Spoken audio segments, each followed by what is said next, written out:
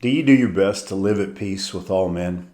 That's what Romans tells us, chapter 12, verse 18. If it be possible, as much as lieth in you, live peaceably with all men. The Bible tells us that Jehoshaphat was a man who pleased the Lord, the king of Judah. 2 Chronicles 17:3, the Lord was with Jehoshaphat because he walked in the first ways of his father David and sought not unto Baalim. In other words, Jehoshaphat wasn't an idolater. He loved the Lord. He walked in the ways of the Lord. And that same chapter tells us, verse 10, and the fear of the Lord fell upon all the kingdoms of the lands that were round about Judah, so that they made no war against Jehoshaphat. So, because Jehoshaphat followed the Lord, he lived during a time of peace. The land around him, the fear of God fell upon them. As we study the Bible, we see that happening in many different instances. During the days of Joshua, the spies found out through Rahab that the people of Jericho were terrified of the Israelites because they'd heard what God had done during the Exodus. And Proverbs chapter 16 and verse 7 tells us, when a man's ways please the Lord, he maketh even his enemies to be at peace with him. So, do you live at peace? Do you have peace as much as it depends upon you with the people that you live around, with your family and your workplace and the different areas of life?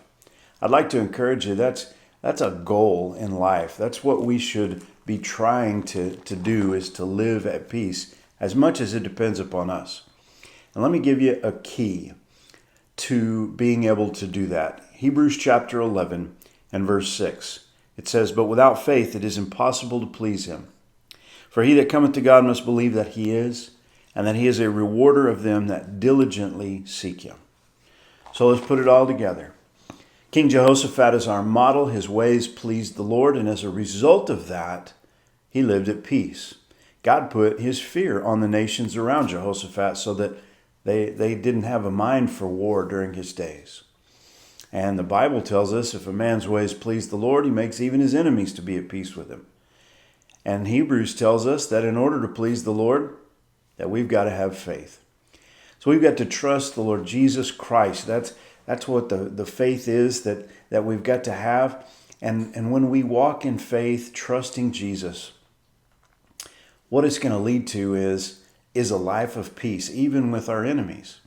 I just want to encourage you today. Peace should be a goal for us. That's something that we should strive for. Pleasing God should be a goal for us. And the whole key to all of that is to have faith in the Lord Jesus Christ, to trust him and to walk with him day by day.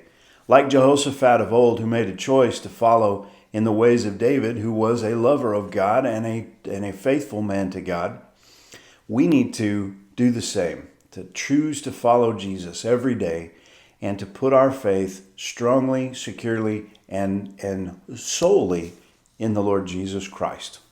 I hope that you'll do that today, and I hope that you will have peace. And so that's the blessing today, just like the New Testament blesses us. Grace and peace. God bless you.